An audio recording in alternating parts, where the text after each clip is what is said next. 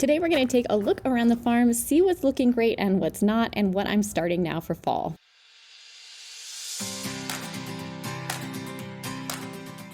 Thank you to this year's sponsors, Advancing Eco-Agriculture, providing regenerative solutions for growers, and also to Albert Lee Seed, serving farm families for over a century. So it is August on the farm, and probably like for many of you, it's been a bit of a tough summer. It's been very hot, very dry. All of these alliums here around the pergola died off. I've replaced them actually with phenomenal lavender, which is the same variety that grows out front. I will say a lot of our natives are doing pretty well, and this is what I'm going to focus on for today's video. This is a native bittersweet vine that's climbing the pergola, and like many things that are native here, it is pretty drought and heat tolerant. So those things tend to be still doing okay. So today we'll take a look at what's doing well and what's not. Let's start out by looking over at the vegetable garden. So this is the area that we use for really production for my family more than for farm production. And you'll remember that this spring I cover cropped all of these beds with oats and peas. I showed terminating them and planting right into that terminated cover crop, which is something you should be doing in your garden here in fall. And you'll see that there is still some of that residue left around the base of the plants from that cover crop. It's served as a nice mulch layer all summer, which is why these are actually still looking pretty good. You can see this bell pepper here. They're looking really large. Again, the only fertilizer these beds had was from those cover crops. So really great option, especially heading into fall. You can see the squirrels have been desperate for food and water this summer. Started putting out some peanuts and water for them. I'm growing these really cool eggplants, but I have no idea how to cook them. So if anyone has any good ideas on how to use these little white eggplants, please share them in the comments below. We're going to take a look at some other veggies back in the field, but for now, let's continue heading around and take a look at what's going on over here. So these are all our perimeter meadow native planting areas. So all native grasses, native plants like switchgrass, big blue stem, little blue stem. We've got lots of echinacea, goldenrod, rudbeckias, and this is all zero water. So nothing in here actually gets watered. And you can see how well it's still looking despite our record extreme drought. The hummingbird mint, yarrow, baptisia are all doing quite well. So even though they're not blooming as well as they maybe would with some supplemental water, they're still doing pretty well. Now the roses, they've been okay. Of course, we've been drip irrigating them. This I wanted to show because this was the rose we actually treated for powdery mildew early in the spring. This one every year gets overrun. That powdery mildew treatment that I showed in that previous video worked really well. I've only had to treat it once in spring and it's not come back. So that to me is a success. I am very excited that we're going to be actually adding a new greenhouse over here on this side of the field, which means I need to transplant a lot of this stuff. You can see I've got a Native American plum. I have a lot of these, so I'm just going to cut this one down and transplant it. I'm also going to transplant all these little asters and native grasses, and we'll be showing that greenhouse build here heading into fall. All the dahlias are doing pretty well. Again, these are native to Mexico, so not surprised that they're doing well considering the heat and the drought. Now, these are the ones that we divided and replanted this spring, and they bloomed a little later, but are still blooming quite well. The lisianthus in here are also a prairie native plant to my area. So while these are, of course, cultivars, they also don't mind the heat quite so much. This is where we had some snapdragons planted. They faded off, and we planted in a summer cover crop of buckwheat and oats, and we're waiting for those to flower and bring in some beneficials. All in all, we did kind of some helter-skelter planting this spring. You can see we've got some various things mixed in with one another, which is a little different than how we usually do it for row crop flower production. We did that because we've been doing so many U-picks that we've been focusing a little more on the beauty of the field itself. Over here you can see there's some more elms I need to cut out. That is a constant ongoing project on the farm. And speaking of things that need to be cut out, these snapdragons also need to be cut and removed. They are starting to get rust, which just happens with snapdragons. It's not the end of the world. We're going to go ahead and come through with a cover crop on that one as well. And then we're heading into the native part of the field. So this half of the field is all pretty much native and or drought tolerant. So we're looking at things like golden currant. Here we have our zinnias, which of course are doing really well. They don't mind the dry and the heat quite as much as a lot of other things, being native to the southwestern part of North America.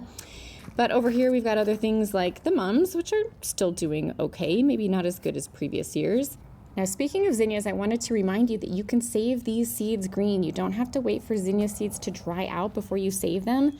You'll just want to look not up here at the top, but down here toward where the older petals of the zinnias are. Just pull them back, and attached are those little zinnia seeds. So these nice dense ones that have the embryos in them, that have a little bit of green color to them, those ones are going to be the viable ones. So don't forget to start saving zinnia seeds now. You don't have to wait until fall. They've been really actually pretty large and beautiful this year. And all in all of this cacophony of stuff here on this side of the field is also doing well. We have really a mix of stuff, and I struggle with this side of the field because part of me wants to cut it back so it's easier to walk through. The other half recognizes that these things are all pretty much native, really valuable pollinator supporting plants. It's not so important how manicured and landscaped it is. And that's just something I personally have to kind of work on getting over. Over here, we've got the pumpkin tunnel, which of course every year I do. They're doing really well considering how dry it's been. Again, I think the mulch layer has been very helpful here. We always do a thick mulch underneath these pumpkins. And of course, they do kind of create their own little inherent shade with the structure, which does help just with how much moisture we're losing through evaporation in the ground here. People always ask if we have to support these pumpkins. No, we don't. The stems just grow thicker with the weight of the pumpkin as the stems grow. So you actually don't have to support these at all. Now, that's not necessarily true for things like watermelons. They might need a hammock because they get quite heavy and full of water. But for the pumpkins anyway, we've never had to give them additional support. Now, the tomatoes are producing, but honestly, compared to previous years, they're looking pretty sparse, and this is just due to our water and our heat. Now, this was the day after our first rain in several months, so that's why there's a little moisture on here, but typically our tomatoes are much thicker and lusher. Down here we've got our lavender. This is the phenomenal lavender variety, which I love for my zone because it also tolerates really, really cold and heavy clay soils. And this is a Clematis virginiana, a native sweet autumn. So if you've seen sweet autumn clematis, which is actually invasive, this is the native version of the clematis that also blooms these cute little white flowers. It's really nice for a filler. It also makes these cool seed pods, and it's very vigorous. So do be careful if you're growing it.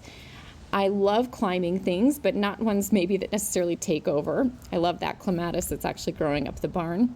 But you do want to be careful with that Clematis virginiana. I'm going to show you a spot where it's become very overgrown.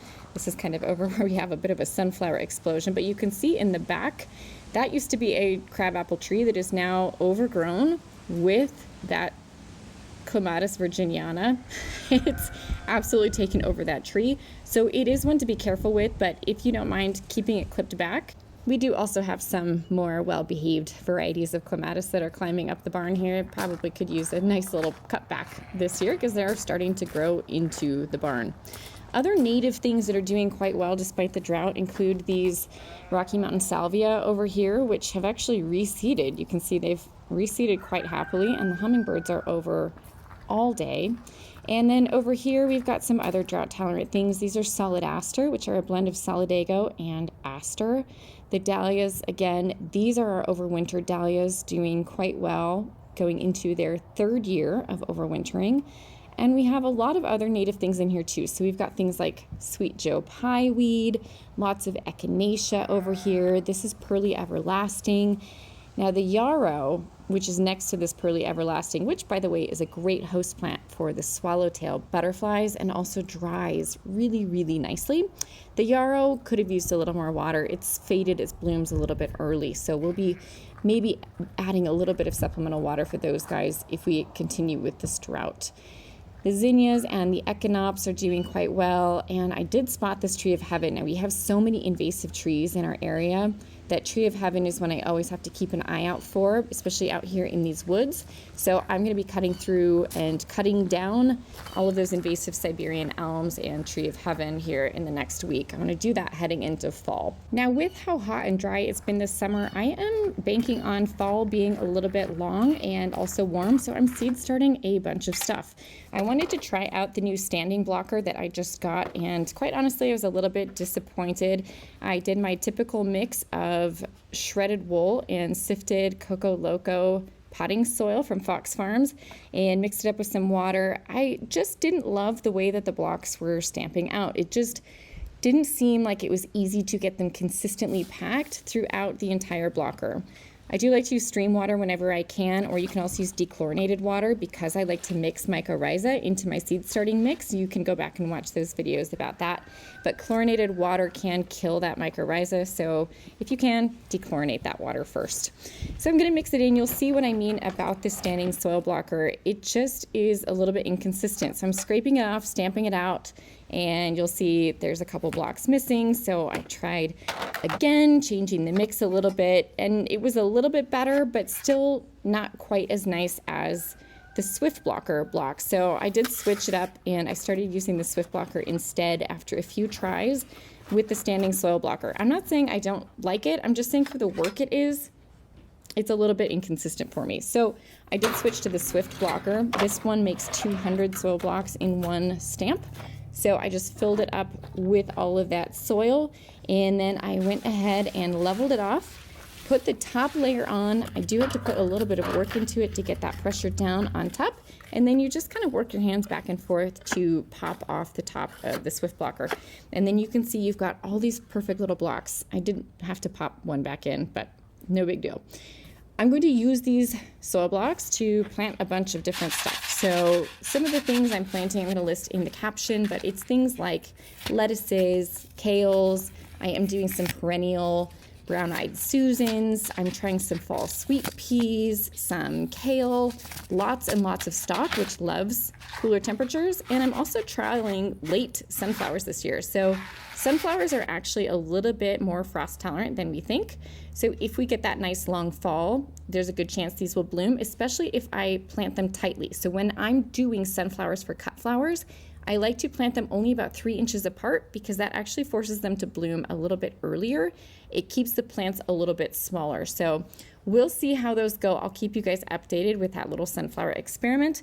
And if you want to learn more about that fall cover crop, I'm going to be doing a video upcoming about some late summer and fall cover crops you can do. And I'll put the list of all the seeds that I'm starting in the caption below. All right, guys, hope you enjoyed today's farm tour. And just a reminder, if you do want to join us at the farm, we are going to be doing some more on-farm intensives as well as some more workshops coming up here at the farm heading into fall.